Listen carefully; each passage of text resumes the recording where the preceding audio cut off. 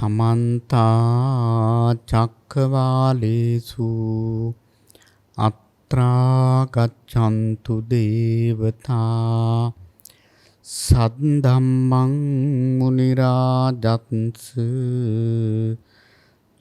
सुनन्तु सग्ग मोक्खदं धम्मස්සවන කාලෝ අයං බදන්තා ධම්මස්සවන කාලෝ අයං බදන්තා ධම්මස්සවන කාලෝ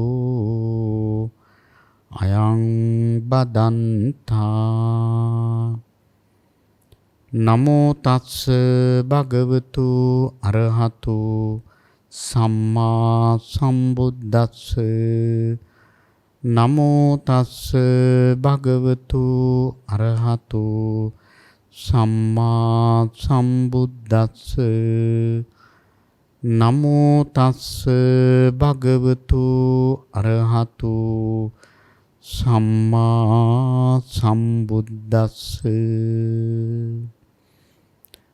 චක්ඛායතනං සෝතායතනං ගාහනායතනං ජීවහායතනං කායායතනං මනායතනං තීති සද්ධාවන්ත කාරුණික පින්නතුනි සෑම දිනාම සූදානම් වන්නේ මහා කාරුණික ධර්මරාජ ආනන් වහන්සේ ලොවට සැනසෙල්ල පිණිස දේශනා කොට වදාළ පටිනා දහම් පදයක් කාලය පමණින් ශ්‍රවණය කරන්නටයි පින්වත් හැම දිනාගේම අපේක්ෂාව බලාපොරොත්තුව. අද මේ ධර්ම දේශනාවෙහි දායකත්වය බාර අරගෙන කටයුතු කරන්නේ අංක 300 තෙලඟ පාත වත්තල පදිංචි රංජිත් උඳුගොඩ මහත්මයා ස්වර්ණා උඳුගොඩ මහත්මාව කියන මේ පින්වත් දෙපළ තමයි අද මේ ධර්ම දේශනාවෙහි දායකත්වයේ බාර අරගෙන කටයුතු කරන්නේ. ඉතින් ඒ උඳුගොඩ මව්පිය දෙපළ ප්‍රධාන හැම දිනාටම මේ කුසලය උතුම් ධර්ම අවබෝධයේ පිණසම වේවා කියන ආශිංසනෙන් අපි මේ ධර්ම දේශනාව ආරම්භ කරනවා. පින්නතුනි මාතෘකා කරන්නට යෙදුනේ ආයතන 6 පිළිබඳව බුදුරජාණන් වහන්සේ වදාළ උතුම් සූත්‍ර පාඨයක්.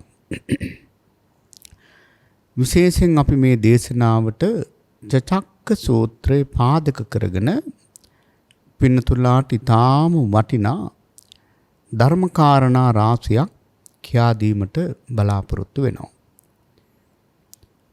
විශේෂයෙන්ම පින්නතුනි බෞද්ධයන් හැටියට අපි හැම දිනාගේම අවධානය වැඩියෙන්ම යොමු වෙන්න ඕන තැනක් තමයි මේ ආයතන 6. මොකද මේ ආයතන හරහා තමයි පින්නතුනි සියලුම අකුසල් රැස් වෙන්නේ. කවුරුත් කැමති නෑ අකුසල් කරගන්න. නමුත් ආයතන හරහා තමයි අකුසල් රැස් වෙන්නේ. ඊළඟට මේ ආයතන සංවර කර ගැනීම තුළ තමයි ආයතන පිළිබඳව සිහියෙන් ඉඳීම නිසා තමයි කුසල් එකතු වෙන්නේ.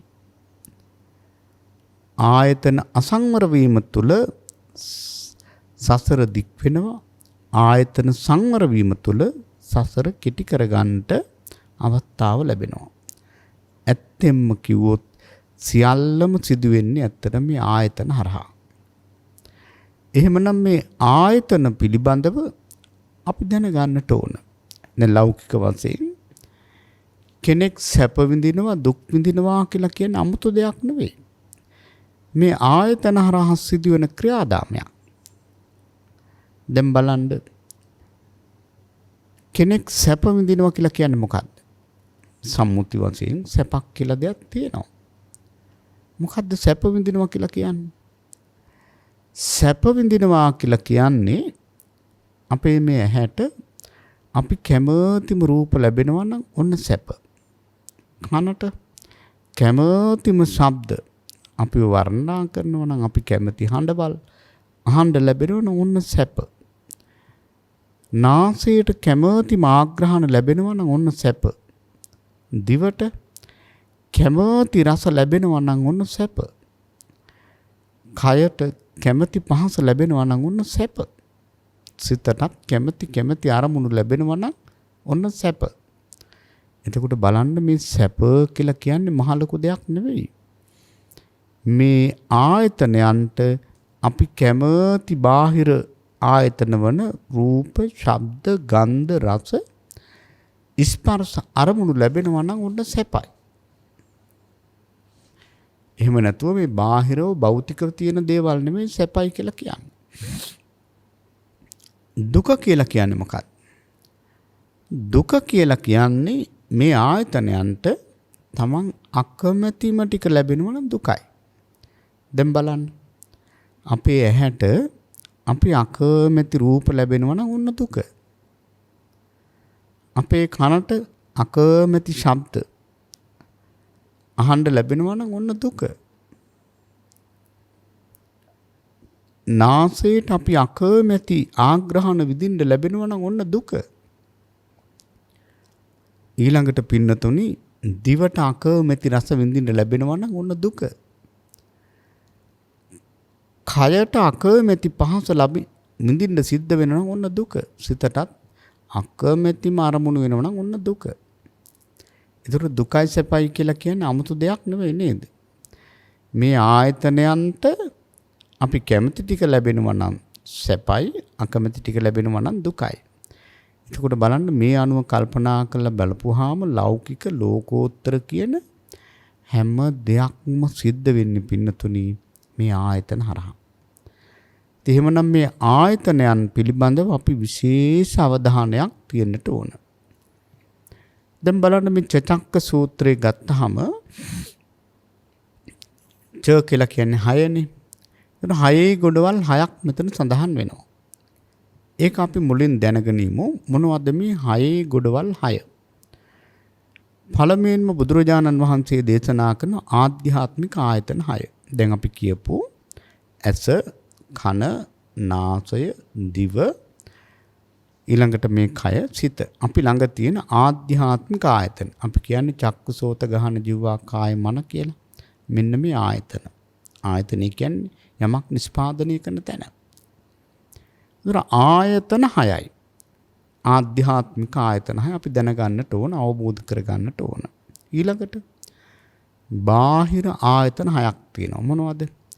ඒ වාට ගෝචර වන අපි එකත් පින්නතුලට මතක් කළා. ඒ තමයි රූප, ශබ්ද, ගන්ධ, රස, ස්පර්ශ, අරමුණු. ඔන්න බාහිර ආයතන. ඊළඟට පින්නතුනි ස්පර්ශ 6ක් තියෙනවා. ඇහි ස්පර්ශය, කනේ ස්පර්ශය, දිවේ ස්පර්ශය, කයේ ස්පර්ශය, ඊළඟට නාසයේ ස්පර්ශය, කයේ ස්පර්ශය, හිතේ ස්පර්ශය. ස්පර්ශ 6යි. ඊට කලින් තවත් අපි 6ක් දැනගන්න ඕනේ. විඥාන 6යි. අතරම තුන්වෙනුවට එන්න ඕනේ විඥාන 6. මුලින්ම ආධ්‍යාත්මික ආයතන 6, ඊළඟට බාහිර ආයතන 6, ඊළඟට එන්නට ඕන ස්පර්ශ 6 නෙවෙයි විඥාන 6. විඥාන 6 කියලා කියන්නේ දැන් අපි කියන්නේ චක්කු විඥාන, සෝත විඥාන, ගහන විඥාන, જીවහා විඥාන, කාය විඥාන, මනෝ විඥාන. දැන් බලන්න මේ විඥාන 6 පිළිබඳවත් අපි තේරුම් ගන්නට ඕන. දැන් ඇහැයි රූපයයි එකතු කරන පාලම කියලා හිතන්නකෝ. ඒ පාලම තමයි විඥානය. චක්කු විඥානය කියන්නේ ඒක. කනයි ශබ්දයයි එකතු කරන පාලම තමයි සෝත විඥානය. ඔය විදිහට පින්නතුනි ගාහන විඥාන, જીවහා විඥාන, කාය විඥාන, මනෝ විඥාන. විඥාන 6යි. ඊළඟට ඔන්න ස්පර්ශ.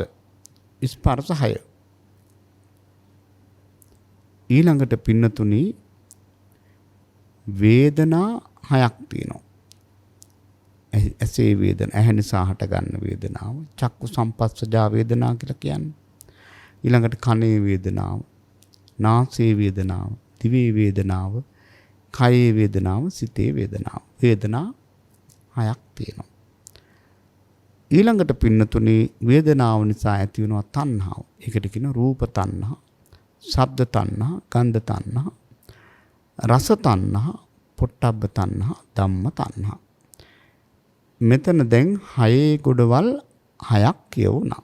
දැන් අපි මේ පිළිබඳව අවබෝධ කරගන්නට ඕන.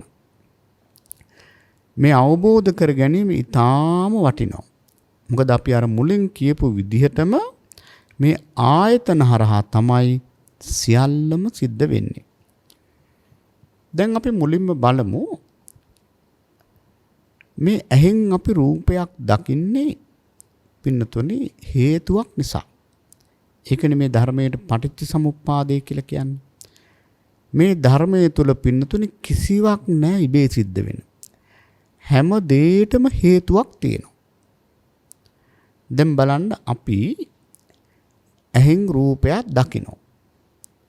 ඒ රූපයක් දකින්නේ නිකන්ද? නෑ. හේතුවක් නිසා. අපි හිතමු දැන් අපි දැකපු රූපය ලස්සන රූපයක් කියලා. අපි කැමති රූපයක්.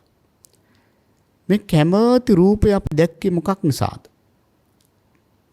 සංසාරයේ කරගත්ත කුසල කර්මයක විපාකයක් හැටියට මේක අපි දැක්කේ. එහෙම නැතුව පින්නතුනි ඉබේ දැක්ක නෙවෙයි. එතකොට බලන්න අපි ලස්සන රූපයක් මේ ඇහෙන් දැක්කේ මොකක් නිසාද? සංසාරේ කරගත්ත කුසල කර්මයක විපාකයක් හැටියට. දැන් කනෙන් අපි කැමති ශබ්දයක් අහන්නේ. කැමති සින්දුවක් වෙන්න පුළුවන්. ඒ වගේම අපට ආදරෙන් ආමන්ත්‍රණය කිරීමක් වෙන්න පුළුවන්.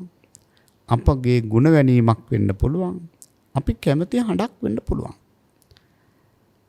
ඉතින් මේ වගේ අපි කැමති හඬක් අපට අහන්න ලැබෙන්නේ නිකන් නෙවෙයි. හේතුවක් නිසා. සංසාරේ කරගත්ත කුසල කර්මයක විපාකයක් හැටියටයි අපිට ඒක අහන්න ලැබුණේ. ඊළඟට පින්නතුනේ අපි නාසයෙන් අපි කැමති සුවඳක් ආග්‍රහණය කරනවා. ඒ ආග්‍රහණය කරේ හේතුවක් නිසා. සංසාරයේ කරගත්ත කුසල කර්මයක විපාකයක් හැටියට හොඳ සුවඳක් ලැබුණේ. නැත්තම් එහෙම සුවඳවල් ලැබෙන්නේ නැහැ. හේතුවක් නිසා ලැබුණේ. ඊළඟට හොඳ රස. දැන් බලන්න අපි ප්‍රධාන දෙයක් නෙති මේ කෑම. රස රහට කෑම. ඉතින් එහෙමනම් රහ ලැබෙන්නේ පින්නතුනේ සංසාරයේ කරගත්ත කුසල කර්මයක විපාකයක් හැටියට. ප්‍රණීතව දන් දීලා තියෙනවා. ඒක විපාකයක් හැටියට අපිට දැන් දිවට රස හම්බ වෙනවා. ඊළඟට කයට අපි කැමති පහස ලැබෙන්නේ හේතුවක් නිසා. සංසාරයේ කරගත්ත කුසල කර්මයක විපාකයක් හැටියටයි අපට හොඳ පහස ලැබෙන්නේ. හිතට ඉතින් කැමති අරමුණු වෙන්නේ එහෙම තමයි. එහෙමනම් බලන්න අපේ මේ ආයතන 6ට අපි කැමතිම රූප, ශබ්ද, ගන්ධ, රස, ස්පර්ශ අරමුණු මේ හැම දෙයක්ම ලැබෙන්නේ එතකොට හේතුවක් නිසා. සංසාරේ කරගත්ත කුසල කර්මයක විපාකයක් හැටියට. අපි එකක් ගමු. ඒක කාටවත් මේක හොඳට තේරෙනවා. එතකොට අපි දැන් ඇහැට ලස්සන රූපයක් දැක්කේ අපි දැන් මේ පුනා කියන්නේ පිනතුරට මේක හොඳට හිතට ගන්න සංසාරයේ කරගත්ත කුසල කර්මයක විපාකයක් හැටියට. දැන් මේ රූපේ දැක්කහම අපිට ඇති වෙන්නේ නැවත කුසලයක්ද නැත්නම් අකුසලයක්ද? අසුතවත් පුතඥයෙකුට ධර්මයේ තේරුම් ගත්තේ නැති අයෝනිසෝ මනසිකාරයෙන් යුක්ත කෙනාට නැවත ඇති වෙන්නේ කුසලයක් නෙවෙයි අකුසලයක්. ඇයි ලස්සන රූපයක් දැක්කහම ඇති වෙන්නේ තින් බොහෝ සෙයින් ලෝභෙනි. ලෝභ නෙමෙයි ඇති වෙන්නේ. ලෝභය. ඒ විදිහමයි කැමැති ශබ්දයක් අහනකොට ලෝභය ඇති වෙන්නේ. කැමැති සුවඳක් ආග්‍රහණය කරනකොට ලෝභය ඇති වෙන්නේ. කැමැති රසයක් රස තෘෂ්ණාව ඇති වෙන්නේ. කැමැති පහසක් ලැබනකොට තෘෂ්ණාව ඇති වෙන්නේ. එහෙමනම් පින්නතුනි බලන්න මේ සංසාරයේ ස්වභාවය. අපි කුසලයක් කරලා ලස්සන රූප ශබ්ද ගන්ධ රස අපි කැමති දේවල් ලබනවා. ඒවා මේ ජීවිතයේදී ලබනකොට එකතු වෙන්නේ ලෝභ කියන චෛතසිකය අකුසලයක්. ඊළඟට අපි සංසාරේ අකුසල් කරලා අකුසල විපාකයක් හැටියට තමයි අපි අකමැති රූප දකින්නේ. දැන් අපි කැමතිම රූප දකින්න විතරක් නෙවෙයි නේද? අකමැති රූපත් අපි දකිනවා. දැන් බලන්න අපේ ඇහැට අපි අකමැති රූප දකිනවා. ඒ නිකන් දකින්නෝනේ හේතුවක් නිසා. කනට අකමැති ශබ්ද අපට ආග්‍රහණය කරන්න වෙනවා. හේතුවක් නිසා. සංසාරේ කරගත්ත අකුසල විපාකයක් නිසා. ඊළඟට පින්නතුනේ දිවට අකමැති ආග්‍රහණ, දිවට අකමැති රස, නාසයට අකමැති ආග්‍රහණ, කයට අකමැති පහස, මේ හැම දෙයක්ම විඳින්න සිද්ධ වෙන්නේ පින්නතුනේ මොකක් නිසාද? ඇත්තට මේ හැම දෙයක්ම අපට විඳින්න සිද්ධ වෙන්නේ සංසාරේ කරගත්ත අකුසල විපාකයක් නිසා. එතකොට බලන්න අපි දැන් ඇහැට අකමැති රූපයක් අපිට දකිනකොට අපිට ඇති වෙන්නේ ලෝභයක්ද දේශයක්ද? අපට ඇති වෙන්නේ දේශය. ඒ තරහක් ඇති වෙනවනේ අකමැති දේවල් දකිනකොට නේද? එතකොට බලන්න සංසාරේ අකුසල් කරලා අපි අකමැති දෙයක් දකිනකොට මේ ජීවිතේ නැවත ඇති වෙන්නේ අකුසලයක්. දේශය කියන්නේ අකුසලයක්.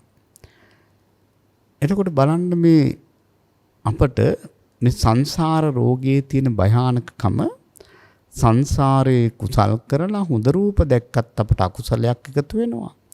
සංසාරේ අකුසල් කරලා අකමැති රූපයක් දැක්කත් අපිට ද්වේෂය ඇති වෙලා ඒ තුලින් අකුසල් එකතු වෙනවා.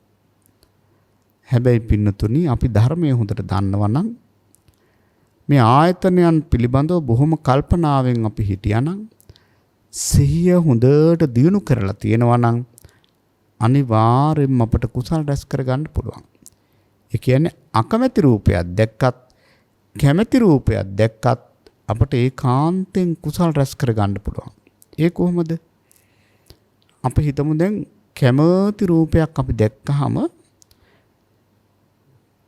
පොහොදුන් කෙනෙක් හැටියට එකපාරම කැමැත්තක් ආසාවක් ඇති වෙන්න පුළුවන්. ඒ මොහොතේ මෙයාට හිතන්න පුළුවන් නම් අනේ ඔක අනිත්‍යයිනේ, ඔක අනිත්‍ය වෙලා යන දෙයක්නේ, ඔක සදාකාලික දෙයක් නෙවෙයිනේ කියලා හිතා ගන්න පුළුවන් නම් ඒක කුසල්නේ. බලන්න අපිට මේ මානසිකාරය අපිට ඕන විදිහට සිහියෙන් හසුරව ගන්න පුළුවන් නම් එතන කුසල් එකතු වෙනවා. ඊළඟට බලන්න පින්නතුනේ අපි අකමැති දෙයක් දකිනවා. අකමැති දෙයක් දකිනකොට අපිට ද්වේෂයනේ ඇති වෙන්නේ සාමාන්‍යයෙන්. නමුත් අපිට මේ මොහොතේම හිතන්න පුළුවන් නම් අපි හිතමු දැන් අපවිත්‍ර දෙයක් දැක්කා. සතෙක් කුණු වෙලා ඉන්නවා දැක්කා. නැත්නම් අසුචි ගොඩක් දැක්කා. අනේ ඉතින් මේ අසුචි ගොඩ ඉතින් මේ වනි මගේ ශරීරෙත් මේ වගේනේ හැදිලා තියෙන්නේ කියලා හිතන්න පුළුවන් නම් කුසල්ද වේද? කුසල්. මොකද යථාර්ථය දැක්කා. එහෙමනම් පින්නතුනේ මේ ධර්මයේ දන්න කෙනාට, සිහිය තියෙන කෙනාට, හොඳ මානසිකාරයක් තියෙන කෙනාට ඒ කාන්තේම හැම මොහොතකම කුසල් රැස් කරන්න අවස්ථාව තියෙනවා. එතකොට බලන්න මේ ආයතන පිළිබඳව සිහියෙන් ඉඳීම තුල මොන තරම් අපිට කුසල් රැස් කරගන්න පුළුවන්ද? බොහෝ බෞද්ධයෝ මේ පිළිබඳව දන්නේ නැහැ. මොකද මේ හරහා තමයි සියලුම අකුසල් සිද්ධ වෙන්නේ. සියලුම කුසල් සිද්ධ වෙන්නේත් මේ හරහා. එතකොට බලන්න පින්නතුනේ දැන් මේ අපි කිව්වා මේ සියලු අකුසල් ඇතුල් වෙන්නේ අකුසල චේතනා ඇතුල් වෙන්නේ මේ ආයතන හරහා. ඇහෙන් රූප දැකලා, කනෙන් ශබ්ද අහලා, නාසයෙන් ආග්‍රහණය කරලා, දිවෙන් රස විඳලා, කයට පහස විඳලා, ඉතින් ඔහොම තමයි මේ අකුසල චේතනා ඇති වෙන්නේ.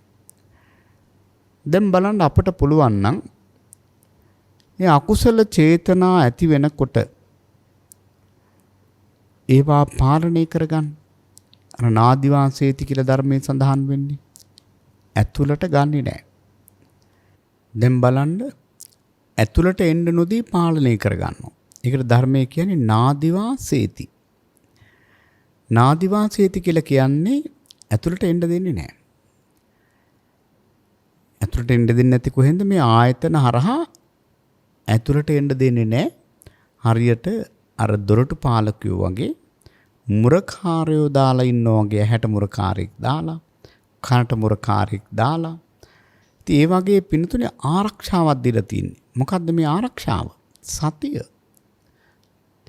මේ සතිචෛසිකයේ මේවට දාලා තින්නේ. එතකොට අකුසල වලට ඇතුළට එන්න බෑ. නාදිවාසීති කියලා කියන්නේ ඒකයි. ඉතින් එහෙමනම් දැන් අපි මේ ඇස හරහා යම් කිසි කෙලෙස් ධර්මයක් කන හරහා නාසය හරහා එනවනම් ඒවා වළක්වන්න අපි සිහිය දාලා තියෙන්නේ සතිය. දැන් අපි අපේ ගයක් ඇතුළට සර්පෙක් එනවනම් අපි පින්නතුනි සර්පෙක් සාමාන්‍යයෙන් රෑබෝ වෙනකොට අපේ අම්මලා තාත්තලා කෙවල් දොරවල් හොඳට ඒ පරිහරණය කරන අය ජනෙල් දොරවල් වහනවා. ඒ සිදුරු වගේ තියෙන තැන් වහලා දානවා. මොකද සත්තු සර්පයෝ ආවොත් රැයට ගේ ඇතුළට ඒක ලොකු අනතුරක්. අන්න ඒ වගේ මේ ආයතන හරහා මොනම ක්ලේශයකටවත් ඇතුළට ගන්න නැතුව ඉන්න එකට කියන නාදිවාසේති. හැබැයි ඒකට සිහිය තියෙන්න ඕන. ඊළඟට බලන්න මේ ආයතන හරහා කොහොම හරි පුංචි ප්‍රමාදයකින් කෙලෙස් ඇතුළට එන්න බැරිද? පුළුවන්. එහෙම කෙලෙස් ඇතුළට ආවොත් පජහති කියලා කියනවා.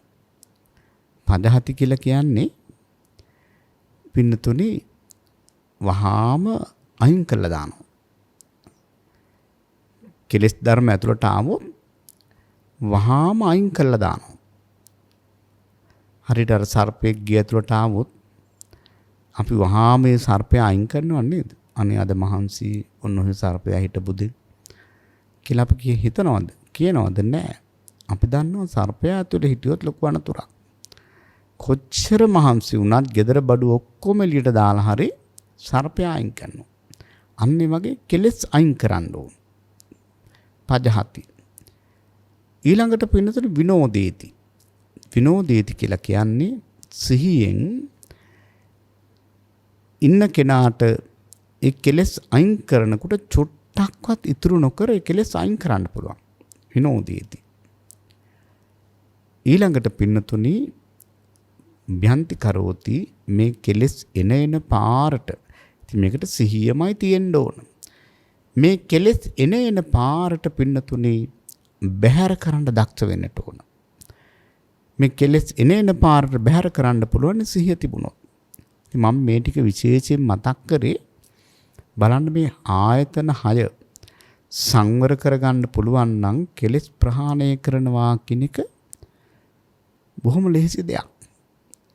ඒකයි බුදුරජාණන් වහන්සේ නිරතුරුවම ධම්මපදයෙහිම සඳහන් වන්නේ චක්කුණා සංවරෝ සාදු සාදු සෝතේන සංවරෝ ගහනේන සංවරෝ සාදු ආදි වශයෙන් මේ ඇස කන නාසය දිව ශරීරයේ මනස කියන මෙන්න මේ සංවර භාවය ඇති කර ගැනීම ඊටාම වැදගත් කියලා බුදුරජාණන් වහන්සේ වදාළ එකයි.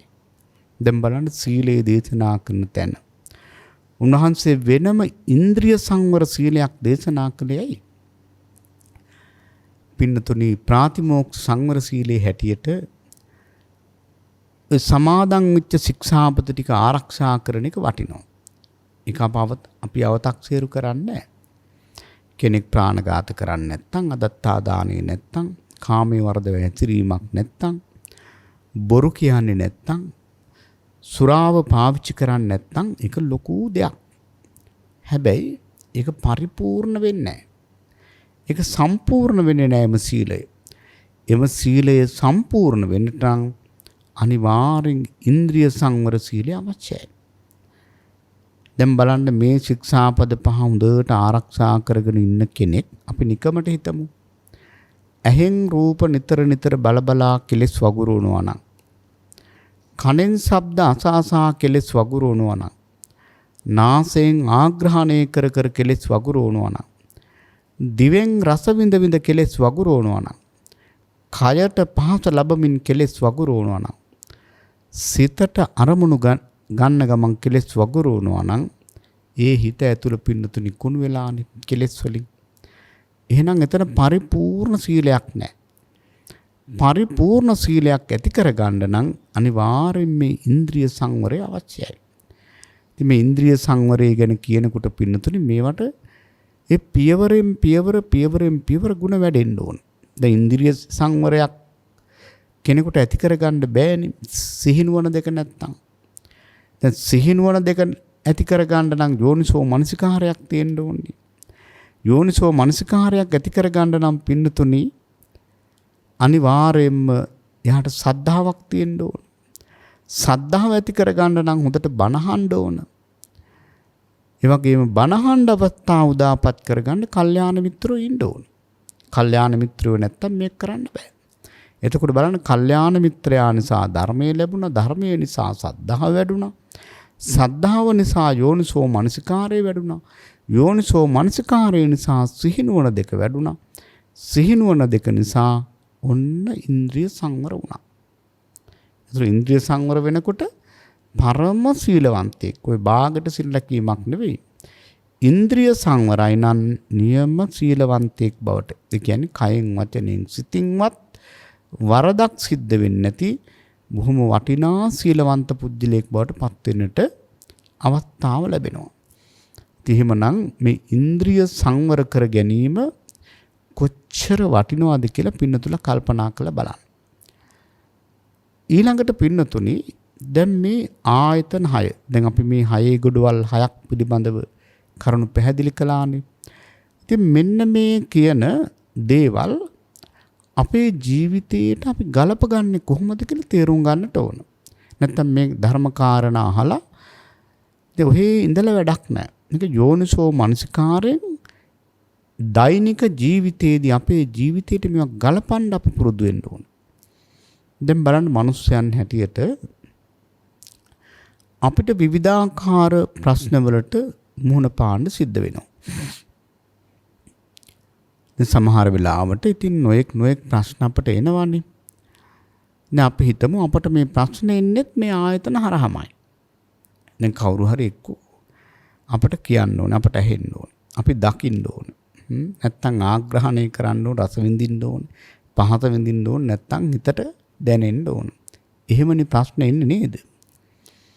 අපි හිතමු දැන් ඔන්න අපිට මොකක් හරි ගැටලුවක් විශේෂයෙන්ම ප්‍රශ්නයක් ඇති වුණා කන හරහා. කන හරහා කියලා කියන්නේ අපි ගෙදර ඉන්නකොට අපට දුරකථන ඇමතුමක් එනවා.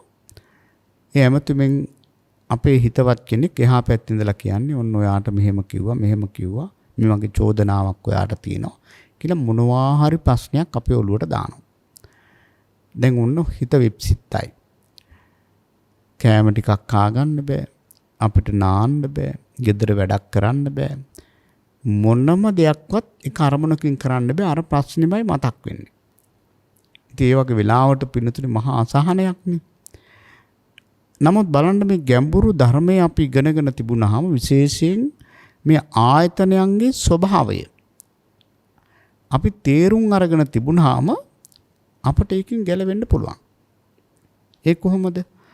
දැන් අපි කල්පනා කරනවා හොඳයි. දැන් මට මේ ප්‍රශ්නේ හැබැයි මේකට සිහිය තියෙන්න ඕන. මේ ප්‍රශ්නේ ආවේ කොහෙන්ද? කනෙන්.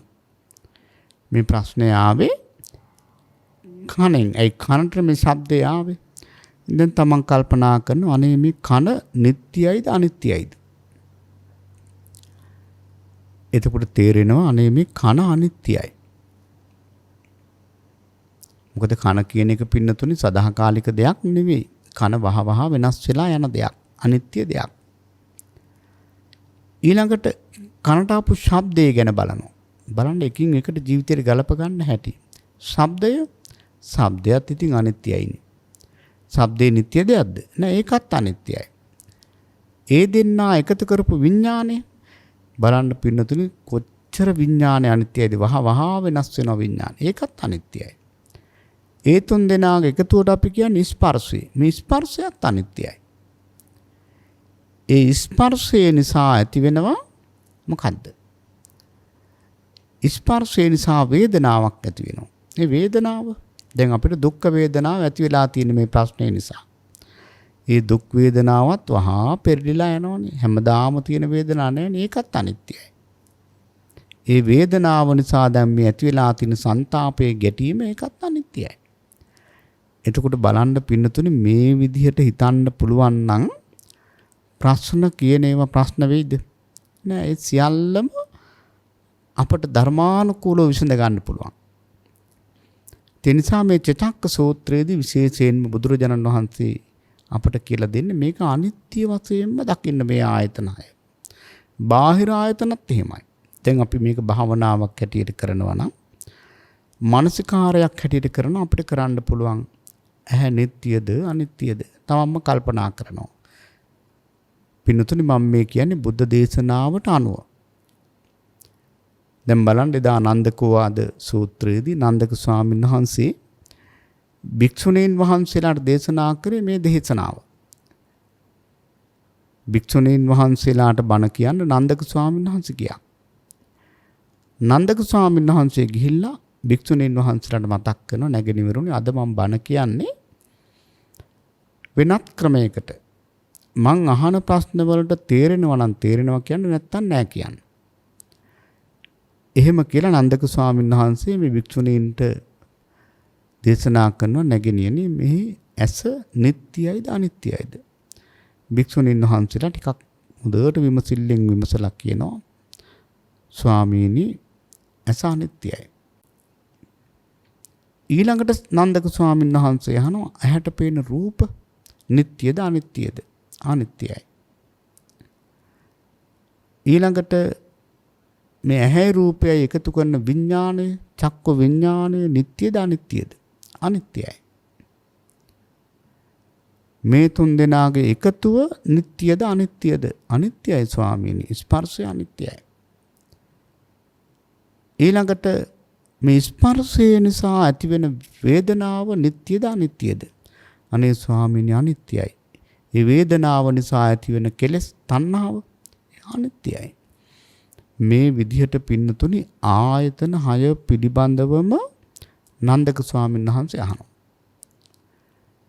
ඊළඟට නන්දක ස්වාමීන් වහන්සේ අහනවා යමක් අනිත්‍ය නම් ඒක දුකයිද සැපයිද? පින්නතුනි අනිත්‍ය දෙයට බැඳුනොත් ඒක දුකයි නේද? අනිත්‍ය දේ කියලා කියන්නේ ඒක වෙනස් වෙනවා කියන එකනේ. නිට්ටය නෑ. නිට්ටය නැති දෙයකට බැඳුනොත් ඒක ඒකාන්තයෙන් දුකයි. එතකොට මේ භික්ෂුණීන් වහන්සේලා කියනවා ස්වාමීනි දුකයි. යමක් අනිත්‍ය නම් ඒක ඒකාන්තයෙන් දුකයි.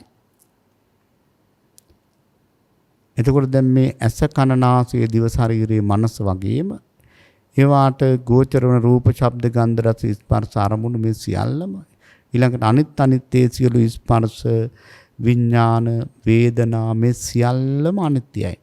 එහෙමනම් ඒ අනිත්‍ය දෙයකට බැඳුනොත් ඒක දුකයි. ඊළඟට නන්දක ස්වාමීන් වහන්සේ අහනවා යමක් අනිත්‍ය නම් දුක නම් ඒක මම මගේ ආත්මය කියලා අල්ලගන්න එක හරිද වැරදිද? අනේ ස්වාමීන් ඒක වැරදි. ඒක මම මගේ කියලා අල්ලගන්න විදිහක් නැහැ. මල්ලගන්න එක වැරදි. ඒක ආත්ම සංඥාවෙන් ගන්න එක වැරදි. ඉතින් දැන් මේ භික්ෂුණීන් වහන්සේලාට මේ දේශනාව හොඳට වැටහුණා. භික්ෂුණීන් වහන්සේලා හරි සතුටු වුණා. අනේ ස්වාමීනි අද අපට මේ ආයතන 6 පිළිබඳව ලොකු වැටහීමක් ඇති වුණා. ඉතින් මේ බණ කියලා නන්දක ස්වාමීන් වහන්සේ වැඩිහාම බුදුරජාණන් වහන්සේ වදාරන නන්දක අද දේශනාව බොහෝම හොඳයි. හැබැයි අද දේශනාව පෝයදාට ඉස්සෙල්ලා දවසේ පායපු හඳ වගේ. කියන්නේ පෝය දවසේ පායන හඳ බොහොම නිර්මල හඳක්නේ. නිකැලල් හඳක්. හැබැයි පොය දාට ඉස්සෙල්ලා දවසේ පායන හඳ ඒ තරම් ආලෝකමත් නැහැ. ඒ නිසා බුදුරජාණන් වහන්සේ වදාारන ධර්ම දේශනාව බොහොම හොඳයි. ඒ නිසා ඔය දේශනාව හෙට දවසේ ගිහිල්ලා භික්ෂුණීන්ට කරන්න. නන්දක ස්වාමීන් වහන්සේ නැවත භික්ෂුණීවරට ගිහිල්ලා භික්ෂුණීන් වහන්සේ ළඟට ගිහිල්ලා මේ දේශනාවම අකුරක් නැර දේශනා කරනවා. දැන් අද අපි මේ දේශනාව අදත් අහලා තව පැයකින් දෙකකින් ඇහුවොත් අපිට ඒක වැඩි. අපි ඕක අහලා තියෙනවනේ කියලා හිතෙනවා. නමුත් පින්නතුනි බලන්න නන්දක ස්වාමීන් වහන්සේ මේ ඥානවන්ත භික්ෂුණීන් වහන්සේලාට නැවත ගිහිල්ලා නැගෙනවරුනි ඇස නිට්ටියද අනිත්‍යද අනිත්‍යයි. අර විදිහටම උත්තර දෙනවා. කන නිට්ටියද අනිත්‍යද අනිත්‍යයි. යමක් අනිත්‍ය නම් දුකයිද සැපයිද? ස්වාමිනි දුකයි. යමක් අනිත්‍ය නම් දුක නම් මම මගේ කියලා ග්‍රහණය කරගන්න පුළුවන්ද? මේ දීර්ඝ දේශනාව මේ විදිහට කරනවා. ඒකට මේ භික්ෂුණීන් වහන්සේලා කියනවා යමක් අනිත්‍ය නම් දුක නම් මම මගේ කියලා ග්‍රහණය කරගන්න බෑ. ඉතින් මේ දේශනාව ශ්‍රවණය කරලා ඉවර වෙනකොට ඒ සියලුම භික්ෂුණීන් වහන්සේලා සෞඛ්‍යලසුන්නසා මහා රහත් භාවයට පත් වුණා. ඉතින් දේශනාව හමාර වෙලා විහාරයට වැඩිහාම බුදුරජාණන් වහන්සේ වදාරන නන්දක අද දේශනාව පෝය දවසේ පායපු හඳ වගේම බොහොම ආලෝකමත්. බලන්න. ඉතින් පින්නතුනි මේ බුද්ධ ශාසනය තුල අපි තේරුම් ගන්න ඕන යථාර්ථය මේ ටික. ඉතින් මේ ටික නිතරම අපට සද්ධායනා ස්වරූපයෙන් හරි මේ ආයතන 6 බාහිර ආයතන 6 විඥාන 6 ස්පර්ශ 6 ඊළඟට පින්නතුනේ ඒ වේදනා 6 ඊළඟට තණ්හා 6 පිළිබඳව මේ විදිහටම අනිත්‍ය දුක්ඛ අනාත්ම වශයෙන් මේ ත්‍රිලක්ෂණයට දාලා බලන්න අපි ඉගෙනගෙන තියෙනවා නම් එයින් ලැබෙන ප්‍රතිඵල මෙපමණයි කියලා කියන්න පුළුවන් කමක් නැහැ. ඒ තරම් ප්‍රතිඵලයක් ලැබෙනවා. ඒ නිසා පින්වත් හැමදෙනාම මේ ආයතන 6 පිළිබඳව හොඳ අවධියකින් ඉන්නට ඕන. ඒ සඳහා පින්වතුනි හොඳ සිහියක් තියෙන්නට ඕන. සිහිය නැත්තම් ඒක කරන්න පුළුවන් කමක් නැහැ. හැබැයි සිහිය හදාගන්න සීලවන්තකමේ ඉඳලා ඒ මූලික අංග සම්පූර්ණ වෙන්නට ඕන. සමහර අය නම් කියනවා සිහිලේ ගැන එච්චර හිතන්න එපා කියලා. නමුත් පින්නතුනි සීලවන්තකම නැතුව අපිට සමාධියක් හදාගන්න පුළුවන් කමක් නැහැ. ඉතින් එහෙමනම් මේ සිහිය, ඒ සමාධිය මේවා තුලින් තමයි අපිට යථාර්ථය කරා යන්නට හැකියාව තියෙන්නේ. ඒ නිසා පින්වත් හැම දිනාම මගේ මේ දේශනාවේ මූලික අරමුණ තමයි මේ ආයතන 6 පිළිබඳව හැම දිනාම සිහියෙන් ඉන්නවා නම් එයින් ලැබෙන ප්‍රතිඵල කියා නිම කරන්න පුළුවන් කමක් නැහැ. ඒ එහෙමනම් පින්වත් හැම දිනාටම බොහෝම සිහියෙන් කටයුතු කරන්නට ඒ වගේ මේ ආයතන 6 පිළිබඳව වෙනදාට වඩා විශේෂ අවධියකින් ඉන්නට මේ දේශනාව උපකාරයක් වේවා කියලා අපි ප්‍රාර්ථනා කරනවා.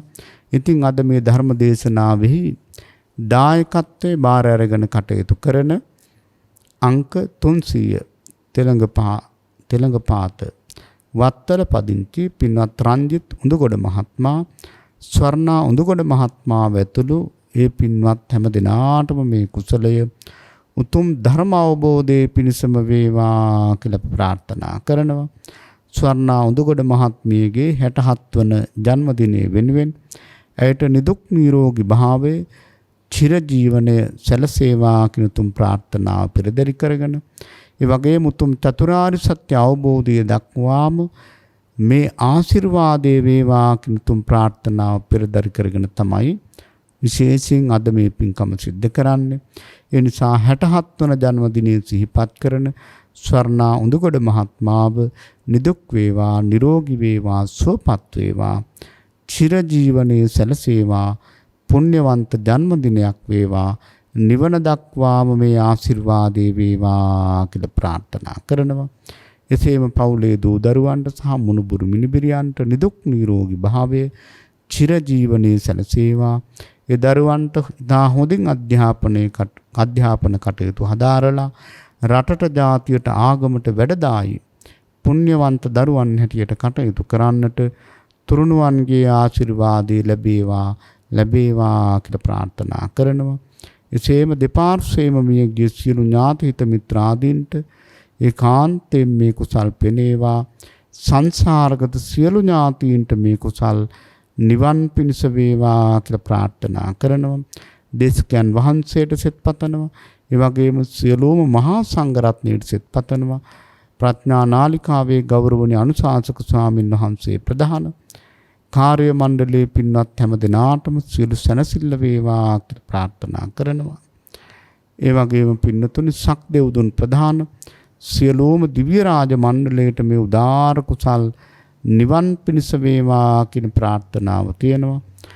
අවීචේ පටන් භවාග්‍රයම දක්වා විසෙන සියලු සත්ත්ව ප්‍රජාවට මේ කුසල් නිවන් පිණිසම වේවා කියන තුන් පැතුම තියෙනවා.